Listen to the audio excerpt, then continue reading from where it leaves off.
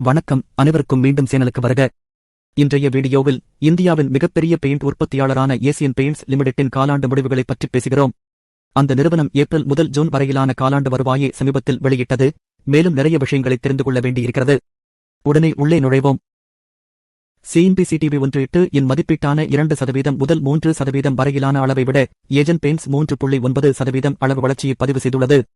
இது முதலீட்டாளர்களுக்கு ஒரு நேர்மறையான ஆச்சரியம். அலங்கார வண்ணப்பூச்சிகள் பிரிவில் நிலையான தேவையை காட்டுகிறது. வருவாய் முன்னணியில் நிறுவனம் 8,939 ரூபாய் கோடியை ஈட்டியது. இது ஆண்டுக்கு ஆண்டு 0.3% சிறிய சரிவு. ஆனால் அது 8,835 ரூபாய் கோடியாக மதிப்பிடப்பட்ட எதிர்பார்ப்புகளை விட அதிகமாக வந்தது. இப்போது லாபத்தைப் பற்றி பேசலாம். வட்டி, வரி, தேய்மானம் மற்றும் கடன் தள்ளுபடிக்கு முந்தைய வருவாய் 1,626 ரூபாய் கோடியாக இருந்தது. இது ஆண்டுக்கு 4.1% சரிவு. ஆனால் மீண்டும் இது 1,600 கோடி ரூபாய் என்ற எதிர்பார்ப்புகளை விட அதிகமாக இருந்தது. இருப்பினும் அதிகரித்து வரும் போட்டி, அதிக இயக்க செலவுகள் மற்றும் எதிர்மறை இயக்க அந்நிய செலாவணி காரணமாக EBITDA லாப வரம்புகள் 70 அடிப்படை புள்ளிகள் குறைந்து 18.2% ஆக குறைந்தது.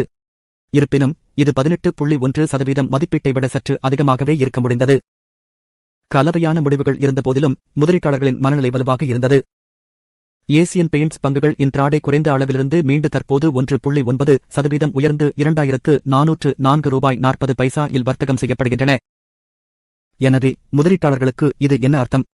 லாப வரம்புகள் அழுத்தத்தில் இருக்கும்போது நிலையான அளவு வளர்ச்சி மற்றும் முக்கிய அளவீடுகளில் லேசான துடிப்பு ஆகியவை FMCG துறையில் ஆசிய பெயிண்ட்ஸ் ஒரு உறுதியான வீரராக தொடர்கிறது என்பதை குறிக்கின்றன. இந்த முடிவுகள் குறித்து உங்கள் கருத்து என்ன? அதிகரித்து வரும் போட்டிக்கு மத்தியிலும் ஆசிய பெயிண்ட்ஸ் தனது சந்தை தலைமையை தொடர்ந்து தக்க வைத்துக் கொள்ளுமா? கீழே உள்ள கருத்துக்களில் எங்களுக்கு தெரியப்படுத்துங்கள். இந்திய சந்தைகள் குறித்து இது போன்ற கூடுதல் புதுப்பிப்புகளுக்கு லைக் செய்யவும், ஷேர் செய்யவும், சந்தா செய்யவும் மறக்காதீர்கள்.